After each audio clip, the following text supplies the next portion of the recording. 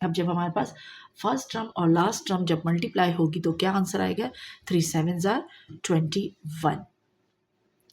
अब हमने क्या करना है, ये हो गया 21x²। अब हमने क्या करना है, 21 के फैक्टर्स ढूंढने हैं कि 21।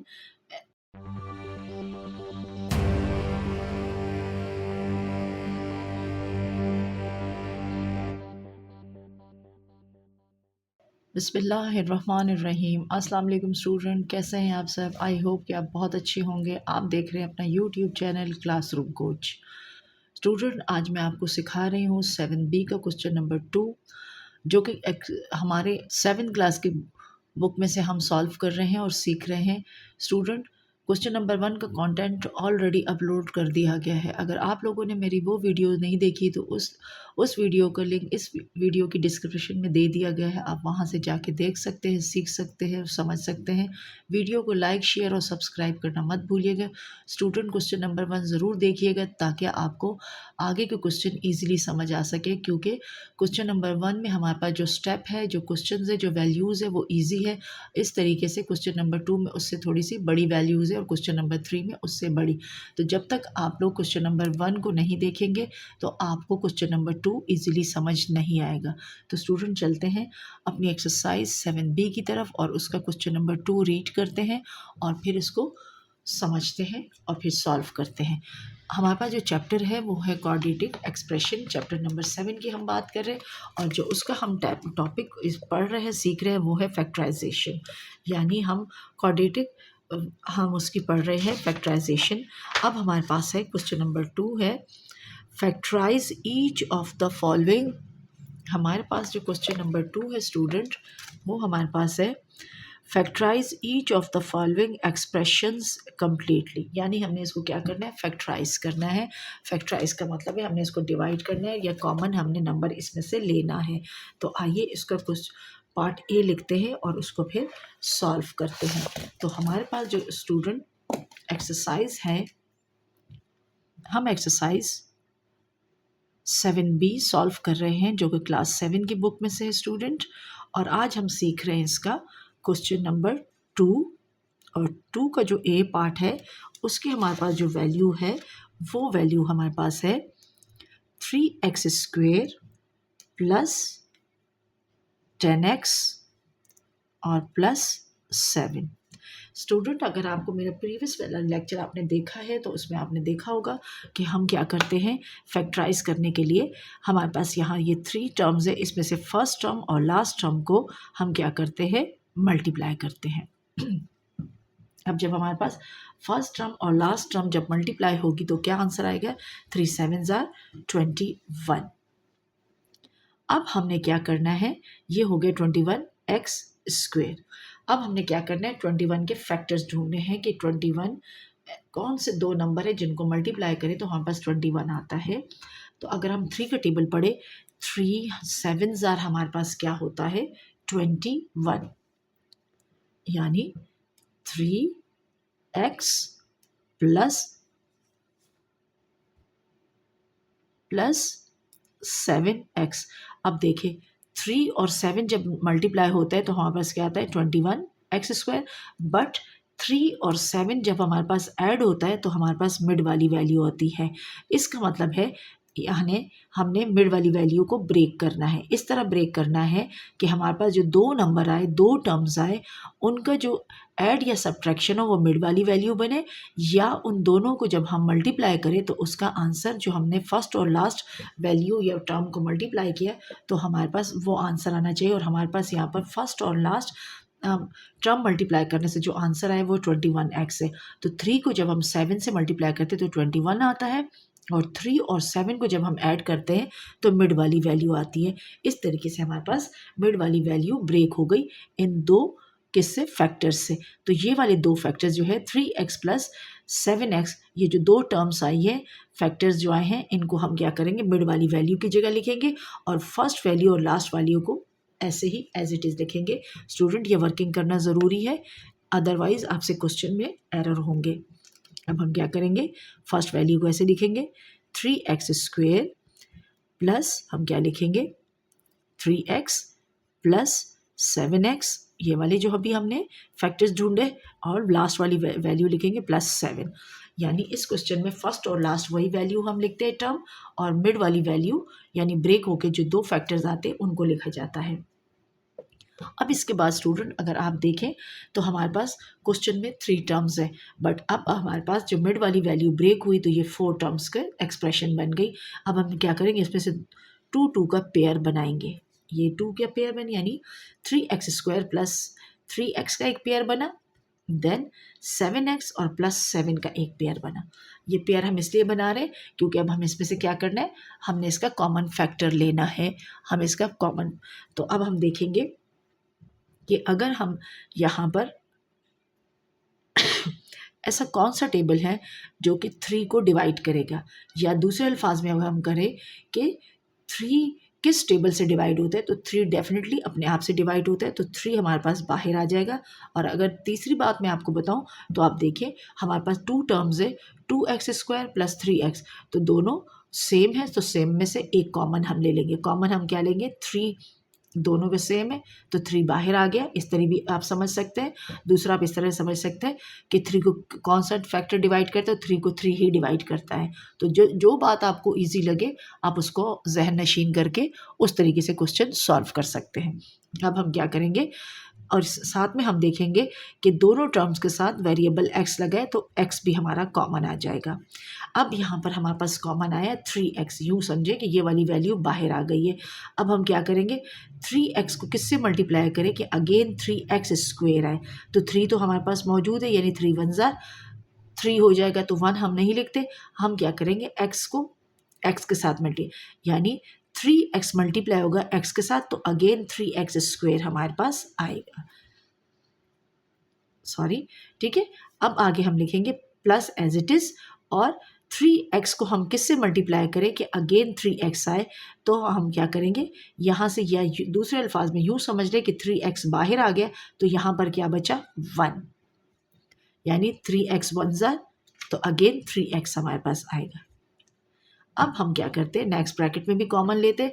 यहाँ पर हमारे पास 7 कॉमन है, तो डेफिनेटली 7 जो है 7 से ही डिवाइड होगा, तो 7 बाहर आ जाएगा। बट वेरिएबल इसमें कोई भी बाहर नहीं आएगा। क्योंकि हमारे पास एक टर्म के पास वेरिएबल है, दूसरे के पास नहीं है, तो ये कॉमन नहीं हो सकता। तो यहाँ से हमारे पास क्या होगा, 7 बाहर आ गया, तो रिमेनिंग क्या है, x। और 7 और x जब मल्टीप्लाई होते हैं अगेन 7x बन जाता है, प्लस एज इट इज़ नीचे उधरेगा, प्लस इंटू प्लस प्लस बन जाता है। अब 7 का टेबल कहाँ तक पढ़े कि 7 अगेन आ जाए, तो 7 को हम 1 के साथ जब मल्टीप्लाई करेंगे, या 7 का टेबल जब 1 के तक पढ़ेंगे, तो हमारे पास 7 आ जाता है, तो 7 1 ज़ा 7। इस तरीके से यानी 3x जब मल्टीप्लाई होता है x प्लस 1 के साथ, तो अगेन हमारे पास जो वैल्यू आएगी वो आएगी 3x² प्लस 3x आएगी। और प्लस 7 जब मल्टीप्लाई होगा x प्लस 1 के साथ, तो अगेन हमारे पास आएगा 7x प्लस 7। अब स्टूडेंट यहाँ से आप देखें तो दोनों ब्रैकेट आपके पास सेम आ रही हैं, और हर क्वेश्चन में इसी तरीके से ये जो ब्रैकेट्स होंगी जो आप कॉमन लेने के बाद तो ये सेम होंगी। तो अब जब सेम चीज़ होती है तो उसको हम क्या करते हैं, कॉमन लेते हैं, यानी सिंगल टाइम लिखते हैं। अब हम क्या करेंगे, दोनों ब्रैकेट क्योंकि सेम है तो हम इसको कॉमन लिखेंगे, तो इसमें से हम लिखेंगे x प्लस 1, 1 टाइम लिख लेंगे ये दोनों ब्रैकेट, क्योंकि दोनों को नहीं लिखना है, एक लिखना है, कॉमन लेना है। और बाकी जो हमने 3x प्लस 7 है, इसको हम दूसरी ब्रैकेट में लिख रहे हैं 3x प्लस 7। अब ये जो 7x प्लस 1 और 3x प्लस 7 जो है ये फैक्टर्स किसके हैं, यानी ये फैक्टर्स है 3x² प्लस 10x प्लस 7 के। इसका मतलब है कि जब ये दोनों ब्रैकेट आपस में मल्टीप्लाई होगी तो अगेन हमारे पास ये वाला क्वेश्चन बनेगा जो ऊपर हमने इसको क्या किया, ब्रेक किया है, इसकी मिड वाली वैल्यू ये हमारे पास अगेन आएगा। या हम क्या कह सकते हैं कि हमें आंसर क्या किया हुआ पहले से दे दिया है, और इस आंसर के फैक्टर्स या क्वेश्चन को हमने क्या करना है, फाइंड करना है, और वो हमने इस तरीके से फाइंड कर लिया है। स्टूडेंट अब चलते हैं इसके पार्ट बी की तरफ, और पार्ट बी की जो हमारे पास वैल्यू है स्टूडेंट वो है 4p² प्लस 8p प्लस 3। इसमें भी स्टूडेंट हम क्या करेंगे, फर्स्ट और लास्ट टर्म को आपस में मल्टीप्लाई कर देंगे, तो ये हो जाएगा 4 3 12 पी स्क्वेयर। अब हम क्या करेंगे, फर्स्ट और लास्ट मल्टीप्लाई करने के बाद हमने इसके फैक्टर ढूंढने किसके, 12 के। तो 12 हमारे पास 2 के टेबल में भी आता है, हमारे पास है 12, 2 6 12। अगर 2 6 12 है, ठीक है, तो क्या 2 और 6 ऐड होके मिड वाली वैल्यू बन रही है, बिल्कुल बन रही है। अगर मैं यहाँ लिखूँ 2p प्लस 6p, तो 2 और 6 मल्टीप्लाई होने से 12 आ रहा है, और p और p मल्टीप्लाई होने से p स्क्वायर है, यानी ये दोनों वैल्यू अगर हम मल्टीप्लाई करते हैं तो बनता है 12p स्क्वायर।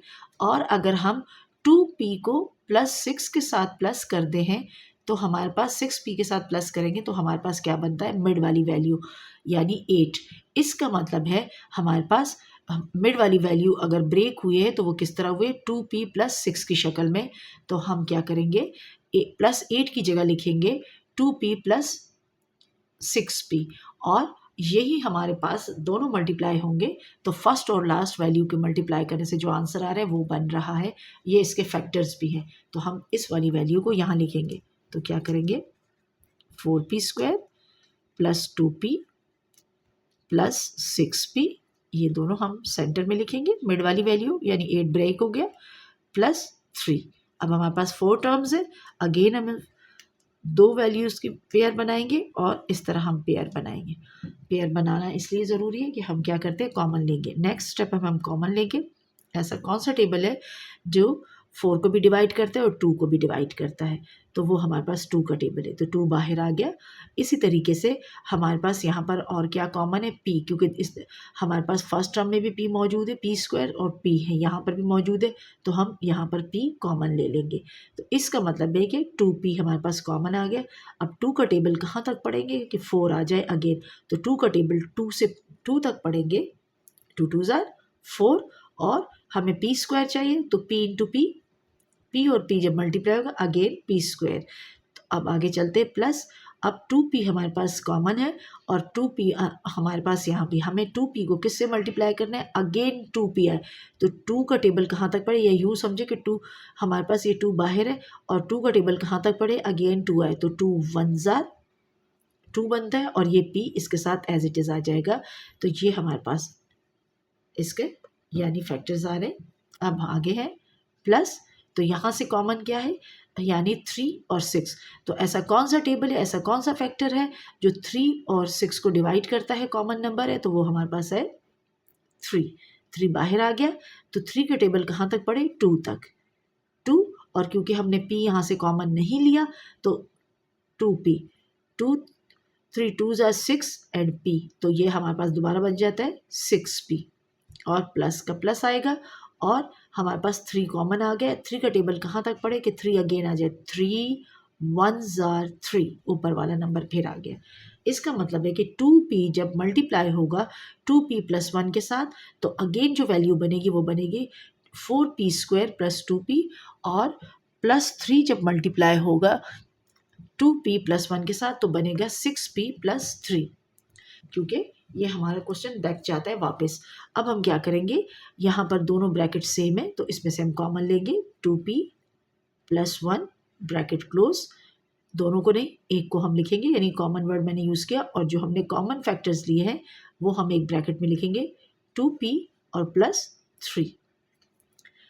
अब ये दोनों ब्रैकेट जब आपस में मल्टीप्लाई होगी तो इसका जो आंसर आएगा वो आंसर आएगा 4p square plus 8p plus 3 हमारे पास आएगा स्टूडेंट। अब चलते स्टूडेंट इसके पार्ट सी की तरफ, और पार्ट सी की जो हमारे पास वैल्यू है वो हमारे पास है 6q square minus 17q plus 12। First and last को मल्टीप्लाई कीजिए, 12 का टेबल 6 तक, तो आज जब हम पढ़ेंगे तो हमारे पास बनेगा 72 क्यू स्क्वायर। अब हमें क्या करना है, 72 के फैक्टर्स ढूंढने, हमने देखना है कि 72 किस किस टेबल में आता है। तो हमारे पास क्योंकि ज़्यादातर हमें पता है 8 9 ज़ार या 9 8 ज़ार हमारे पास होता है 72। तो हम इसको लिख लेते हैं और चेक करते हैं, क्योंकि 8 9 ज़ार 72 तो होता है, तो क्या 8 और 9 प्लस होके मिड वाली वैल्यू आ रही है? तो लिखते हैं हम इधर 8Q, और अगर हम यहाँ लिखें, फिलहाल मैं प्लस लिख रही हूँ लेकिन ऑपरेशन को बाद में चेक करेंगे, और अगर हम ऑपरेशन को सुबह पहले से चेक करें तो यहाँ हो जाएगा -8Q और -9Q, तो फिर आपका ऑपरेशन के साथ सही आ जाएगा। तो अब हमारे पास क्या है ये, यानी 8 और 9 जब ऐड होता है तो हमारे पास क्या बन जाता है 17। इसका मतलब है ये दो जो नंबर है, ये जो दो फैक्टर्स हैं, ये दो मल्टीप्लाई होने से 72 बनता है, और यही दो नंबर आपस में जब ऐड होंगे तो मिड वाली वैल्यू बनेगी। इस तरीके से इन दो नंबर की वजह से मिड वाली वैल्यू ब्रेक हो गई, तो हमने मिड वाली वैल्यू नहीं लिखनी, ये वाली वैल्यू लिखनी है। तो हमारे पास आ जाएगा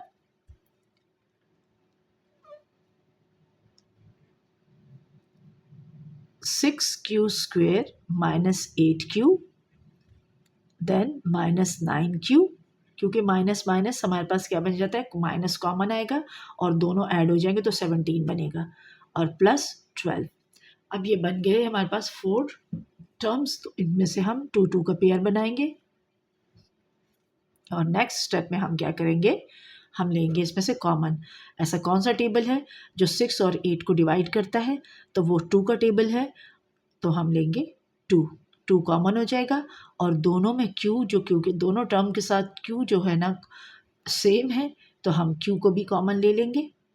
अब 2Q हमारे पास कॉमन आ गया, तो 2Q को किससे मल्टीप्लाई करें कि 6Q² बने, तो 2 का टेबल 3 तक पढ़ेंगे और Q को Q के साथ मल्टीप्लाई करेंगे, तो 2 3 ज़ा 6 और Q इंटू Q Q² बन जाता है, ऊपर वाली वैल्यू आएगी। अगेन मैं रिपीट कर रही हूँ, -2 का टेबल कहाँ तक पढ़े कि 8 आए, तो 4 टाइम, बट Q नहीं लगाएंगे क्योंकि ये Q 2Q जब 4 के साथ मल्टीप्लाई होगा तो अगेन ये बन जाएगा 8Q, माइनस यहाँ से कॉमन हमारे पास क्या है, ऐसा कौन सा टेबल है जो कि 9 और 12 को डिवाइड करता है, और वो है 3 का टेबल। तो 3 हमारे पास कॉमन आ गया, सिर्फ 3, क्योंकि हमारे पास एक 9Q है बस, 12 के साथ Q नहीं है, तो Q हम कॉमन नहीं लेंगे, ओनली हम लेंगे इसका फैक्टर या कॉमन नंबर लेंगे 3, देन ब्रैकेट में। तो 3 का टेबल कहाँ तक पढ़े कि हमारे पास 9Q बने, तो 3 3 ज़ा 9 एंड 3Q लगाएंगे, 3 3 ज़ा 9 9 एंड Q इसके साथ आए, तो अगेन हमारे पास 9Q बन जाएगा। अब हमें साइन चाहिए, ऊपर वाला प्लस, बाहर माइनस है, तो माइनस माइनस के साथ जब मल्टीप्लाई होता है तो अगेन प्लस बन जाएगा, और 3 का टेबल कहाँ तक पढ़े कि 12 बने, 3 4 ज़ार 12 और Q नहीं लगेगा। अब स्टूडेंट आप देखें, दोनों ब्रैकेट सेम है तो कॉमन लिखेंगे 3Q -4 एक ब्रैकेट में, और जो कॉमन फैक्टर्स हमने लिए हैं या कॉमन नंबर्स दिए हैं उनको दूसरे ब्रैकेट में लिख लेंगे 2Q -3। और स्टूडेंट अगेन बता रही हूँ, अब जब ये दोनों ब्रैकेट आपस में मल्टीप्लाई होगी तो हमारे पास जो आंसर आएगा वो आएगा 6Q² -17Q +12। ये इसके फैक्टर्स हमारे पास आ गए। अब चलते हैं स्टूडेंट इसके पार्ट डी की तरफ। पार्ट डी की वैल्यू लिखते हैं और उसको समझते हैं। पार्ट डी की वैल्यू है 4R² -7R +7। First and last value multiply हो जाएगी, 4 7 ज़ार हमारे पास क्या बन जाता है 28। हमारे पास 4 7 ज़ार जो वैल्यू बनेगी वो क्या बनेगी। अब हमारे पास इसमें जो क्वेश्चन है इसको चेक करते हैं, तो वो क्वेश्चन में हमारे पास 7 के बजाय यहाँ 3 है स्टूडेंट, तो 4 3 ज़ार हमारे पास क्या बनता है 12R²। अब हमें 12 के फैक्टर ढूंढने, तो हमारे पास 12 किस किस टेबल में आता है 2 6 ज़ार, बट 2 और 6 ऐड होने से मिड वाली वैल्यू नहीं आती, 2 और 6 प्लस करने से 8 आता है। और हमारे पास कौन से है, इसी तरह हमारे पास आता है 3 4 ज़ार 12। तो अगर 3 और 4 को हम ऐड करते हैं तो हमारे पास क्या बनता है 7। इसका मतलब है -3R और माइनस हमारे पास 4R, यानी 3 और 4 मल्टीप्लाई होने से 3 4 ज़ार 12, आर और आर मल्टीप्लाई से आर स्क्वायर बनते, यानी ये दो नंबर, ये दो फैक्टर्स आपस में मल्टीप्लाई, यानी -3r -4r मल्टीप्लाई करें तो हमारे पास आता है 12r स्क्वायर। और अगर हम -3r को और -4r को आपस में प्लस करते तो हमारे पास क्या बनता है, -7 बन जाता है। इसका मतलब है ये जो फैक्टर्स है ये हमारे लिए बिल्कुल सही है इस क्वेश्चन के लिए। और इस तरीके से ये दो नंबर ब्रेक करते हैं मिड वाली वैल्यू को। और तो हम लिखेंगे फर्स्ट वाली इसी तरीके से लिखेंगे 4r square -3r -4r and +3। अब हम क्या करेंगे, इसके पेयर बनाएंगे। तो ऐसा कोई टेबल है जिसमें हम 4 और 3 यानी एक ही टेबल से डिवाइड हो जाए, तो ऐसा कोई भी हमारे पास, क्योंकि ये प्राइम है, ये कंपोजिट नहीं हो सकता, तो यहाँ से हम कॉमन कोई भी नंबर नहीं ले सकते। तो हमारे पास यहाँ पर सिर्फ कॉमन आएगा, क्योंकि दोनों में r कॉमन है, तो हम यहाँ से सिर्फ r कॉमन लेंगे। और r को हम किससे मल्टीप्लाई करें कि 4r स्क्वायर बने, तो r को हम 4r से मल्टीप्लाई करेंगे तो अगेन 4r स्क्वायर आएगा। और r को हम किससे माइनस उतारेंगे और r को हम सिर्फ 3 के साथ मल्टीप्लाई करेंगे तो हमारे पास अगेन आएगा 3r माइनस। अब यहाँ से भी हमारे पास कोई भी चीज़ कॉमन नहीं आ रही और ना ही हमारे पास कोई नंबर आ रहा है फैक्टर, और ना ही हमारे पास कोई वेरिएबल आ रहा है, लेकिन हमारे पास 1 का टेबल या 1 आ रहा है, जो 1 का टेबल, क्योंकि बाकी 2 3 4 5 से ये आपस में डिवाइड नहीं होता, बट 1 से ये डिवाइड होता है। तो हमारे पास जो कॉमन फैक्टर आ रहा है, जो कॉमन नंबर आ रहा है, 1 का टेबल ऐसा है जो 4 को भी डिवाइड करते हैं और 1 का टेबल ऐसा है जो 3 को भी, तो बाहर हम लिखेंगे 1। ठीक है, अब 1 का टेबल हमारे पास कॉमन आ गया और अब हम 1 फैक्टर हमारे पास, अब हम क्या करेंगे, 1 को इससे मल्टीप्लाई करें तो 1 को 4r के साथ अगेन मल्टीप्लाई करेंगे तो ये बन जाएगा 4r, और माइनस का साइन बाहर है और हमें प्लस का चाहिए, तो माइनस और माइनस, जब दो माइनस का साइन मल्टीप्लाई होंगे तो अगेन क्या बन जाएगा, प्लस। अब हम क्या करेंगे, यहाँ लिखेंगे 3 क्यों लिखेंगे कि 1 का टेबल कहाँ तक पड़े कि 3 बने, तो 1 3 ज़ार 3। अब स्टूडेंट आप देखिए दोनों ब्रैकेट आपकी क्या है, सेम है, तो कॉमन लिखेंगे 4r -3 कॉमन है और r और -1 ये हमारे पास एक। अब ये दोनों ब्रैकेट्स जब आपस में मल्टीप्लाई होगी तो स्टूडेंट इसका आंसर हमारे पास क्या आएगा, 4r स्क्वायर -7r +3, ये इन ब्रैकेट का आंसर आएगा। स्टूडेंट आई होप कि क्वेश्चन नंबर 2 के ABCD पार्ट आपको अच्छी तरीके से समझ आ गए होंगे। वीडियो पसंद आए तो लाइक शेयर और सब्सक्राइब करना मत भूलिएगा, दोस्तों के साथ ज़रूर शेयर कीजिएगा। अल्लाह हाफिज़।